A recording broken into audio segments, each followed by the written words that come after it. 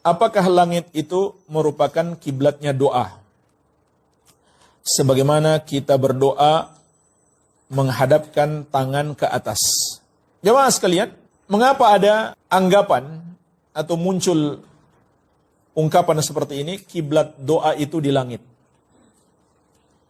Itu karena mereka menolak Allah di atas langit, di atas arsy.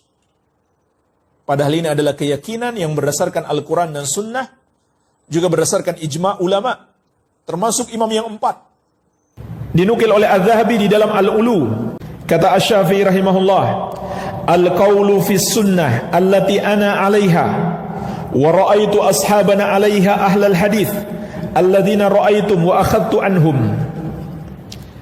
Pendapat yang sesuai sunnah yang aku ikuti dan aku pun melihat sahabat-sahabatku ahli hadis yang pernah aku temui dan aku belajar dari mereka.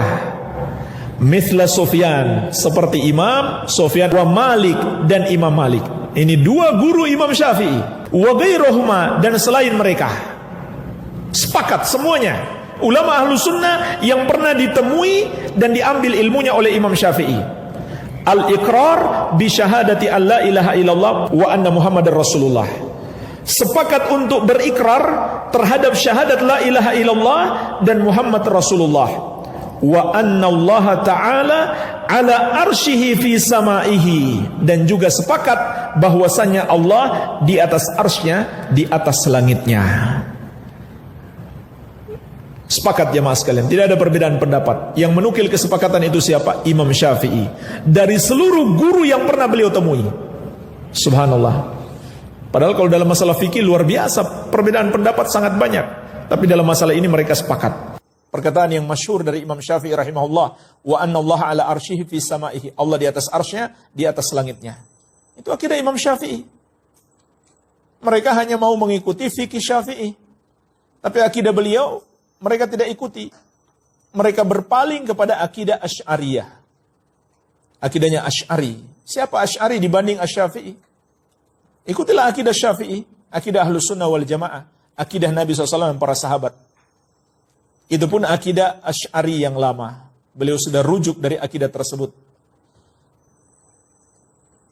Jadi ungkapan ini muncul karena mereka menolak Allah di atas langit, di atas arsy. Ketika kita berdoa, tangan kita menghadap ke atas, hati kita juga menghadap ke atas.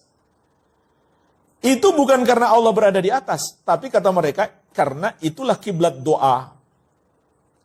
Maka jemaah sekalian, kita katakan ini ucapan yang tidak ada dalilnya sama sekali. Kalau ada yang mengklaim ada hadisnya, maka itu hadis palsu. Tidak ada ayatnya, tidak ada hadisnya, sama sekali tidak ada. Kemudian kita sholat. Dalam sholat itu ada doa tidak? Ada kan? Terus kita sholat, kiblatnya kemana? Sepakat seluruh ulama, orang sholat kiblatnya ke Ka'bah. Dan dalam sholat kita berdoa juga. Jadi nggak ada bedanya. Kiblat sholat, kiblat berdoa, begitu pula kiblat mayit ketika dimasukkan dalam kubur. Begitu pula kiblat orang yang menyembelih, bagi ulama yang berpendapat harus menghadap kiblat, kiblatnya sama. Tidak ada satupun ulama dari kalangan sahabat yang mengatakan ada kiblat di langit, yaitu kiblat berdoa. Tidak ada. Tidak ada satupun hadis. Jadi ini pendapat yang baru, bid'ah, mengada-ada dalam agama, dan tujuan mereka untuk menolak fitrah manusia. Itu fitrah. Ketika manusia berdoa, langsung hatinya mengarah ke langit. Fitrah itu namanya. Juga menolak akal sehat yang menunjukkan Allah di langit.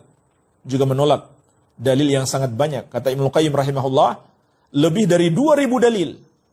Juga menolak kesepakatan ulama. Seperti kata Imam Syafi'i tadi, mengandung nukilan ijma' ulama. Sepakat seluruh ulama Ahlus Sunnah wal Jamaah mengimani Allah di atas arsy, di atas langit yang ketujuh, beristiwa di atas arsy.